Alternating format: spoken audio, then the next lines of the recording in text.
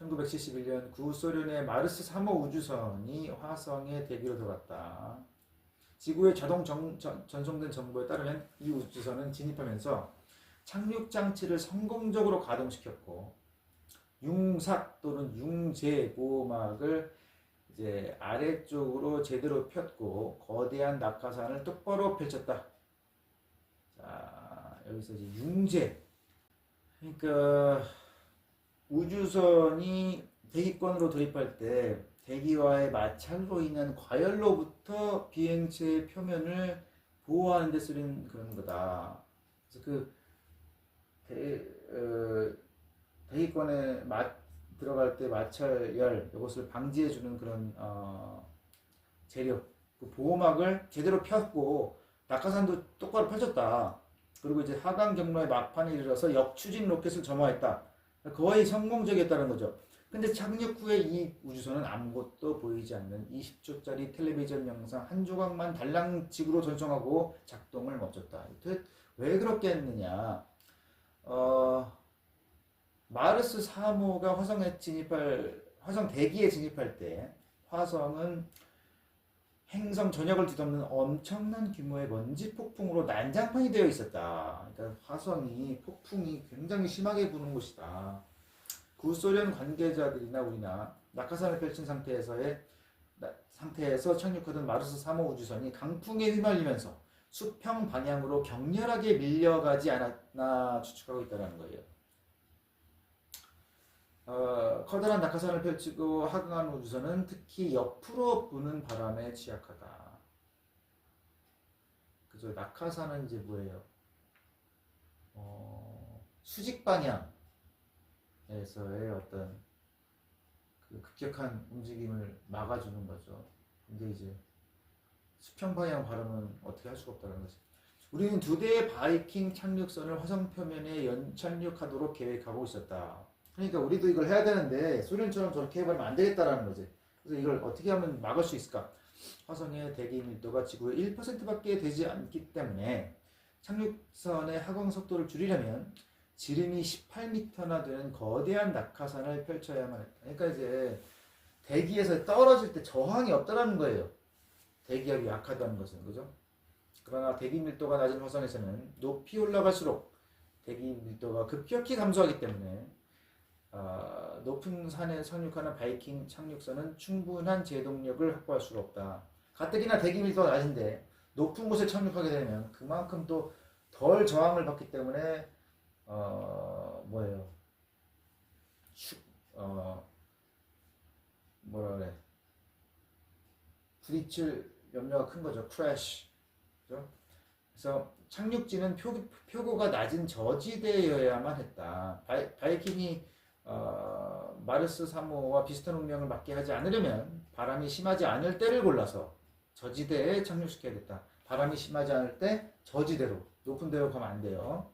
바람이 이리저리 밀려다니는 모래 언덕을 화성 도초에서 볼 수 있다. 그러므로 오늘날 착륙 후보지에 이런 모래들이 접혀 있지 않다면 그날은 바람이 지나치게 세지 않다고 확신할 수 있을 것이다. 그러니까 모래가 막 많이 있으면 이게 바람이 불고 있나 보다 이렇게 하는데 그런 게 없으면 센 바람이 안 부나 보다 이렇게 결론을 내린다 이거죠. 그래서 우리는 메리너 9호의 경험을 통해서 화성 표면에 밝고 어두운 패턴이 강풍이 불 때 어떤 특징적인 변화를 보인다는 사실을 이미 알고 있었다. 그러니까 강풍이 불면 화성 표면의 그 패턴이 좀 바뀌더라. 그걸 우리가 알고 있었다. 화성 궤도에서 찍은 사진에 그런 특징의 패턴 변화가 보였다면 바이킹 착륙지의 안전성은 결코 보장될 수 없을 터였다. 그러니까 그런 패턴이 없는 곳을 찾아서 착륙시켜야겠다 이거죠. 그러니까 여기서는 뭐예요? 화성에 대한 객관적인 그 자료 같은 것도 얘기를 하지만 어떤 역사, 탐험의 역사 이런 이 탐험을 하려면은 이런 것까지 다 세세하게 신경 써야 된다. 이런 얘기를 해주는 거죠. 그리고 쉽지가 않은 일이다 이게. 그리고 예상을 하지 못한 일이 변수가 너무 많다. 이 얘기를 해주는 거예요. 당시 우리가 갖고 있던 화성에 대한 최상의 정보는 메리너 9호 궤도선에서 얻은 것이었다. 그러니까 뭐 소련 우주선에서 얻은 자료가 가장 믿을 만한 정보였다는 거죠. 그 사진 자료에서는 크기가 90m, 즉 100야드 이상인 지형지물만 알아볼 수 있었다. 그러니까 크기가 90m만 알아볼 수가 있으니까 1m 정도의 바위들은 사진에 전혀 보이지 않았어요. 그렇지만 1m 정도의 바위들만 해도 바이킹 착륙선한테는 치명적인 재앙을 가져올 수 있었다. 그리고 두껍게 쌓인 고운 모래 이것도 사진으로는 탐지할 수가 없다. 90m까지만 알아볼 수 있었다고 그랬죠. 그런데 이제 우리가 착륙 후보지가 얼마나 험하고 부드러운지를 알아낼 수 있는 기술을 갖고 있었어요. 그 기술은 뭐야? 레이더를 이용하는 것이다. 아주 험한 지면은 지구에서 발사한 전파 빔을 측면으로 산란시킨다. 그러므로 그런 지역은 반사가 잘 안 되는 것 같이 보인다. 전파세기 지도에서 그런 지역은 어둡게 나타날 것이다.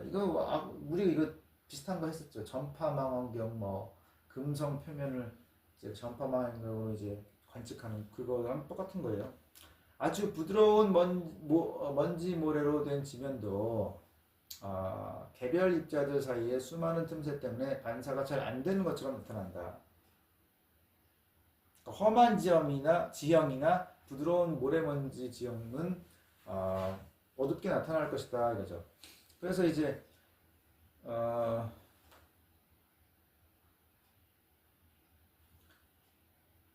그걸 이제 이것저것 참고해가지고 결국 결정한 게 북위 21도가 바이킹 1호의 목표 위도로 결정됐다. 그 위도에서 착륙지 1순위는 4개의 구불구불하는 운하가 합류하는 지점 근처에 있는 크라이세라는 지역으로 낙찰이 됐다. 그러니까 뭔가 안전한 지역을 먼저 골라야 될 것이고 그 다음에 그 안전한 지역 중에서 어디예요? 가장 흥미를 끌만한 지점. 그래서 이제 여기서 운하가 4개가 이제 합류하는 지점을 이제 처음에 여기로 하자라고 생각을 한 거죠. 근데 크라이세는 그리스어로 황금의 땅이라는 뜻이었다. 그래서 이제 과학자들이 이제 화성의 어떤 그 지형 지물에다가 이름을 붙인 거죠. 이 운하들은 먼 옛날 화성 대지를 적시며 흐르던 유수에 깎여 만들어진 것으로 추정된다. 그러니까 물이 화성의 대기 밀도가 낮기 때문에 물이 증발해서 지금은 액체 상태의 물이 없지만 옛날에는 물이 있었을 것이다. 그리고 이 운하들이 그 물로 만들어진 것이다. 깎여가지고 바이킹 2호의 착륙 후보지의 위도는 긴 과정을 거쳐 결국 북위 44도로 결정된다. 그러니까 아까 21도로 하나 결정됐고 그 다음에 44도 두 번째 착륙선은 착륙 1순위 지역은 카이도니아라는 장소였는데 이 장소를 왜 골랐냐? 1년 중 적어도 특정 기간 동안에는 그곳에 소량의 물이 액체 상태로 존재할 확률이 상당히 크다고 하는 이론들이 있었다. 액체 물을 발견할 수 있는 그런 가능성이 있는 곳.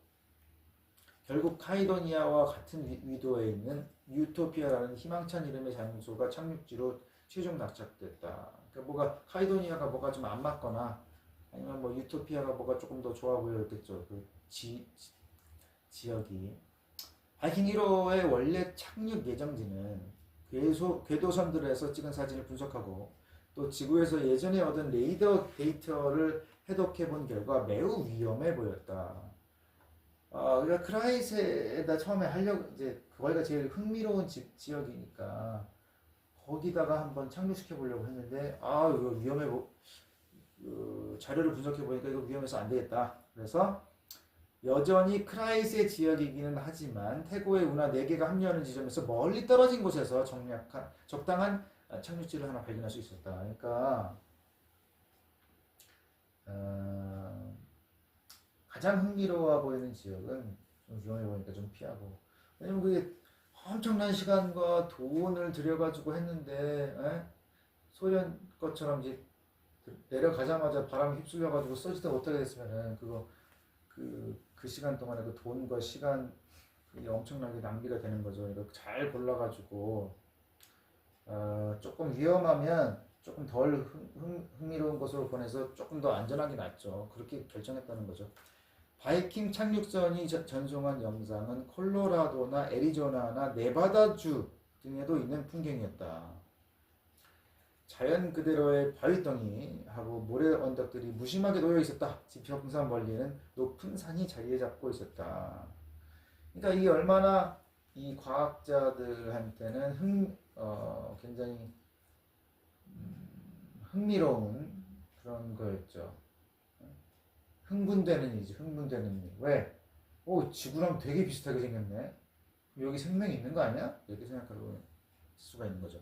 근데 시야에 들어오는 경관에는 생명의 징조라고는 아무것도 없었다.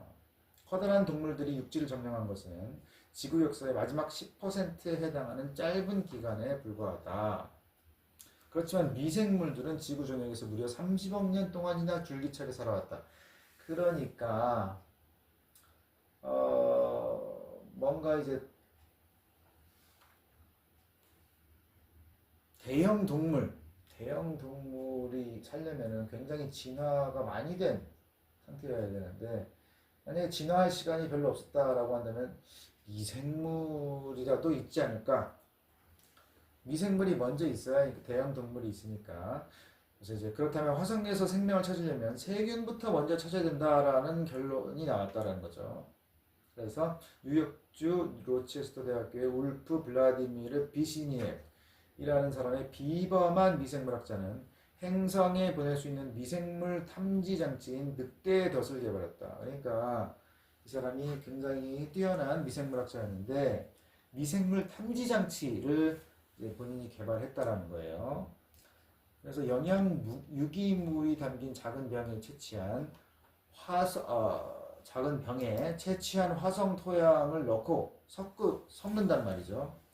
그 다음에 이제 화성 미생물이 만약에 있으면은 그 속에서 번식한다면 말이죠. 그러니까 번식함에 따라서 액체의 혼탁도, 즉 흐리게 되는 정도가 변화하는 양상을 관찰할 수 있도록 보완된 장치였다. 그러니까 영양유기물이 담긴 통이에요. 거기에다가 이제 화성 토양을 넣어요. 그러면 이제 만약에 미생물이 있다 그러면 액체가 흐려지는 그런 장치였다는 거죠. 세 가지의 미생물학 실험들과 함께 늑대의 덫 실험도 바이킹 착륙선의 탑재 실험으로 선정됐다. 그러니까 총 네 가지 미생물 탐지 실험이 이제 탑재가 됐다라는 거죠. 탑재할 것으로 이제 선정됐다는 거죠. 늑대의 덫 실험의 한 가지 장점은 뭐냐? 화성의 미생물이 취하는 영양분이 무엇인지에 대해서 아무런 가정도 할 필요가 없었다는 데 있었다. 그러니까 다른 이제 미생물 탐지 실험들은 화성의 미생물이 이런 성분을 영양 성분으로 취할 것이다라는 가정 하에 이제 뭔가 그 장치를 만들었는데, 이 비시니액은 비시니액 실험의 장점은 그런 가정을 할 필요가 없는 그런 실험이었다는 거죠. 그래서 담기면 굉장히 도움이 많이 될 그런 실험이라는 거죠. 미생물이 그저 증식하기만 해도 미생물의 존재를 알아낼 수 있는 실험이었다. 다른 모든 실험들은 미생물이 방출하거나 흡입할 기체의 정체에 대해서 모종의 가정을 도입해야만 했다. 그러니까 다른 실험들은 이런 것을 방출하거나 이런 기체를 방출하거나 흡입할 것이다 라는 가정 하에서 만든 장치였는데 비시니의 거는 안 그랬다는 거죠.